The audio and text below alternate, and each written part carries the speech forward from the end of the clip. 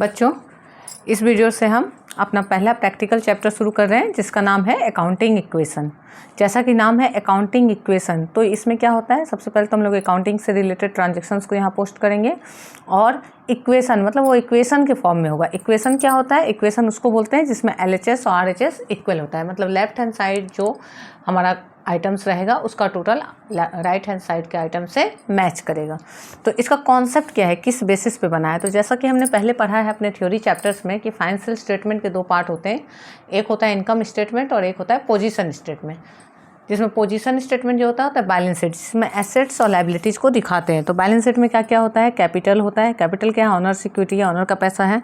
उसके बाद लायबिलिटीज़ होता है। लायबिलिटीज़ क्या हो सकता है? क्रेडिटर्स, ठीक है, bank overdraft,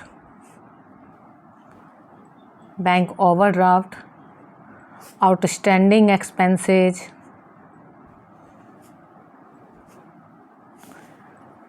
income received in advance,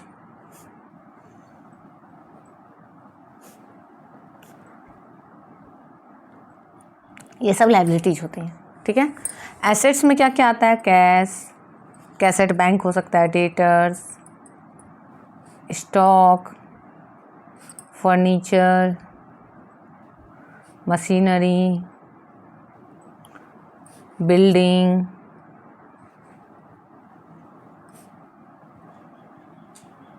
investment, जैसे दिया है इन्वेस्टमेंट इन शेयर्स, तो क्या हो जाता है? एसेट हो जाता है। तो इनका जो टोटल होता है हमेशा इक्वल होता है, ये दोनों हमेशा बराबर होता है। ठीक है, दोनों साइड हमेशा इक्वल होता है। तो इसका मतलब क्या सीखा हमने कि जो एसेट्स का टोटल होता है वो किसके बराबर होता है? कैपिटल और ये सारी लायबिलिटी, ये सब लायबिलिटी है, ये कैपिटल है, ये सारे एसेट हैं। तो एसेट्स इक्वल क्या है? Assets equal capital plus liability, यानी कैपिटल और लायबिलिटी मिलके क्या बन जाता है? एसेट्स। ठीक है। इसका अगर हम जनरल कॉमन लैंग्वेज में समझे तो क्या समझते हैं कि बिजनेस के बाद जितना एसेट है वो सारा एसेट कैसे लिया गया है? तो कुछ प्रोप्राइटर ने जो पैसे दिए उससे लिए गए हैं और बाकी लोन के पैसे के हैं, ठीक है, उधार के हैं। तो उस लायबिलिटी में कुछ लॉन्ग टर्म होता है और कुछ शॉर्ट टर्म होता है, मतलब कुछ लायबिलिटी जो है वो लंबे समय के बाद पे होता है और कुछ लायबिलिटी जो होता है वो बहुत कम से कम समय में पे किया जाता है। तो ये हमारा अकाउंटिंग इक्वेशन का फॉर्मूला होता है assets equal liability plus capital या कैपिटल प्लस लायबिलिटी। अब है कि हम जब इसका ट्रीटमेंट करेंगे तो कैसे समझेंगे कि क्या करना है? तो इसके दो तीन तरीके हैं। एक तो हम अपना लॉजिक लगाएं कि जब board I started business with cash, मतलब बिजनेस में कैश आ रहा है और कहाँ से आ रहा है? तो ऑनर दे रहा है, मतलब कैपिटल के फॉर्म में आ रहा है, जो कि हमने पहले ही पढ़ा है कि कैपिटल का मतलब होता है money invested bye honour in the business. ठीक है। दूसरा तरीका क्या है कि हम एक नोट तैयार कर लें कि किस तरह के ट्रांजैक्शन में कैसा होता है, और जब सम बनाएं तो हम उसका हेल्प लेके बनाएं, और बार बार सम बनाते बनाते क्या होता है, हमारा उससे प्रैक्टिस हो जाता है। तो हम लोग वो नोट तैयार करके उसको आसानी से देख सकते हैं। तो अब हम लोग इन नोट्स को ध्यान से देखेंगे। क्या है? सबसे पहला क्वेश्चन में आपको दिया रहेगा स्टार्टेड बिजनेस विथ कैश, तो हमें क्या करना होगा? हमें करना होगा कैश प्लस, मतलब जितना अमाउंट दिया उतना कैश में प्लस होगा और कैपिटल कॉलम में प्लस होगा, कैपिटल प्लस। अभी सिर्फ टर्म्स डिस्कस कर रहे हैं, इसके बाद हम लोग उसको सम बनाना सीखेंगे। तो स्टार्टेड बिजनेस विथ कैश के लिए क्या होगा? Cash plus capital plus.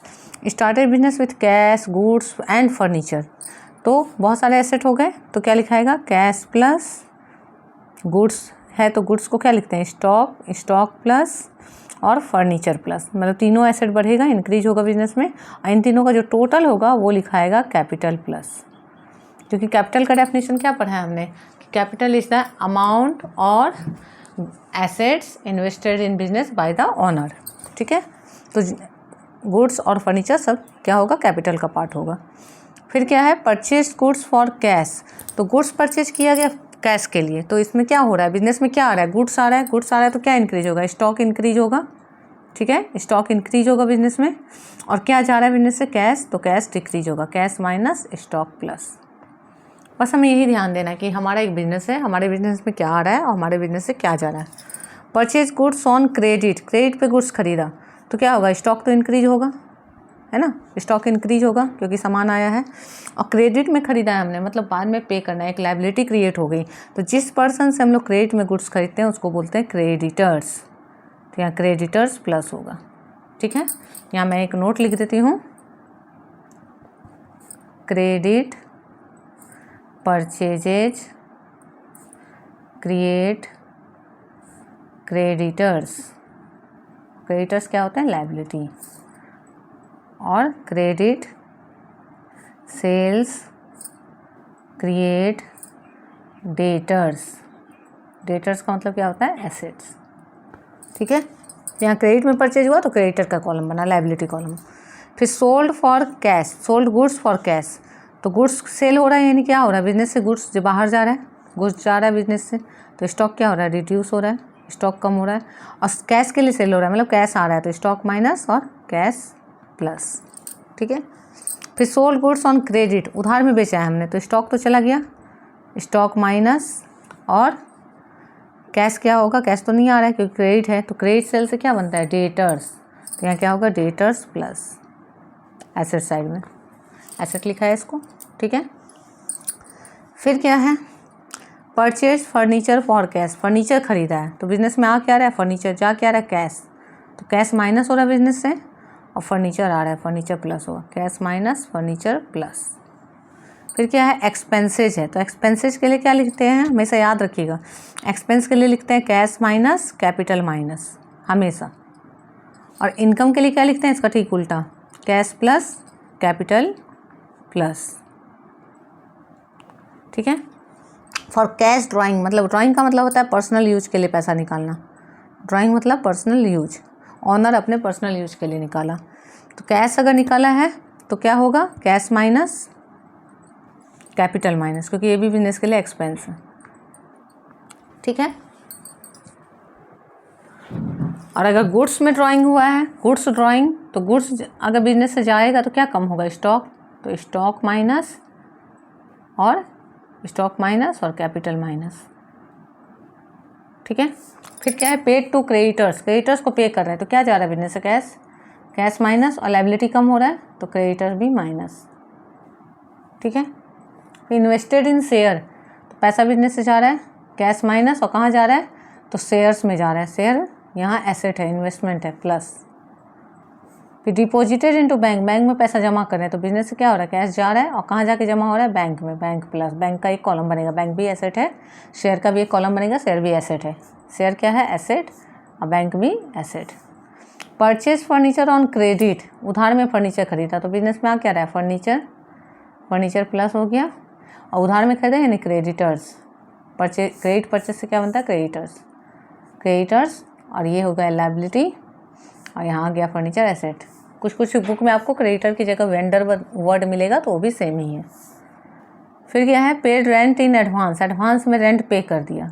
ठीक है, तो एडवांस में रेंट पे कर दिया तो क्या हुआ? कैश माइनस होगा, और एडवांस में पे करना मतलब हमारे लिए एसेट है, तो एक प्रीपेड एक्सपेंस का कॉलम बनेगा, प्रीपेड रेंट या प्रीपेड एक्सपेंस डायरेक्ट बना देंगे, तो cash minus prepaid expense plus.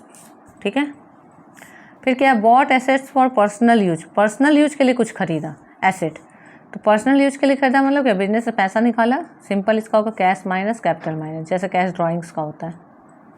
ठीक है, cash minus capital minus. Outstanding rent है अगर, तो आउटस्टैंडिंग रेंट के लिए लायबिलिटी साइड में बनेगा outstanding expense account debit, outstanding expense का कॉलम बनेगा। ठीक है, आउटस्टैंडिंग एक्सपेंस कहाँ बनेगा? लायबिलिटी साइड में। और यहाँ पे क्या होगा? आउटस्टैंडिंग एक्सपेंस में माइनस, ये आपका प्लस होगा और कैपिटल में माइनस होगा। Outstanding expense plus capital minus, किसके लिए? आउटस्टैंडिंग रेंट है, आउटस्टैंडिंग सैलरी है, उसके लिए। डेप्रिसिएशन ऑन बिल्डिंग, तो डेप्रिसिएशन लॉस है, तो कोई भी लॉस होगा तो कैपिटल माइनस होगा, और कहाँ से माइनस होगा? बिल्डिंग पे लॉस है तो बिल्डिंग से, यानी बिल्डिंग माइनस और कैपिटल माइनस। इसी तरह से मान लीजिए दिया रहेगा डेप्रिसिएशन ऑन फर्नीचर, तो furniture minus capital minus. Depreciation on machinery, तो मशीनरी माइनस कैपिटल माइनस। ठीक है, रिसीव फ्रॉम डेटर, डेटर से पैसा आ रहा है बिजनेस के पास, तो कैश प्लस, और डेटर से आया तो डेटर अब कम हो जाएगा, तो debtors minus. Cash withdrew from bank, business से बैंक अकाउंट जो बिजनेस का, वहाँ से पैसा निकाल के लाए, तो बिजनेस में क्या हुआ? कैश आया, कैश प्लस हुआ, और बैंक अकाउंट में पैसा कम हो गया, बैंक माइनस। ठीक है, तो अब ये सारे प्लस माइनस को अगर आप ऑब्जर्व करेंगे तो हम क्या पाते हैं? हमें पता चलता है कि ये जो इक्वेशन फॉर्म होता है, इस इक्वेशन में एक साइड तो हमारा एसेट्स है और दूसरी साइड लायबिलिटी और कैपिटल है। ठीक ठीक है। अब होगा क्या, या तो एक ही साइड में एक प्लस होगा एक माइनस होगा, चाहे इधर हो या फिर इधर हो, एक प्लस एक माइनस, ताकि जीरो इफेक्ट हो जाए, या कोई दोनों साइड माइनस होगा या कोई दोनों साइड प्लस होगा। इस तरह से ये पोस्टिंग होता है, ठीक है। हर एक स्टेप के बाद अर्थमेटिकल एक्यूरेसी मैच होना चाहिए। इसका मतलब हुआ कि हर एक ट्रांजैक्शन के बाद अगले लाइन में हमें टोटल चेक करना है कि LHS is equal to RHS और नॉट, ठीक है। तो इस वीडियो में मैंने पूरा आपको केवल क्या बताया कि कैसे इसको बनाने के लिए नोट्स तैयार कर लेंगे। तो बेटर होगा कि आप ये सारा नोट्स अपने पास लिख लें और सम बनाते समय इसको देख देख के बनाएं, तो बहुत ईजिली बनेगा। मैं ऐसे सम बनाते समय आपको बताऊँगी किस तरह रिलेट करके बनाना है। तो अगले वीडियो में हम लोग इसका सम बनाएंगे। अगर आपको वीडियो यूजफुल लगता है तो इसको अपने फ्रेंड्स के साथ शेयर कीजिए, लाइक कीजिए और सब्सक्राइब कीजिए। Thank you all.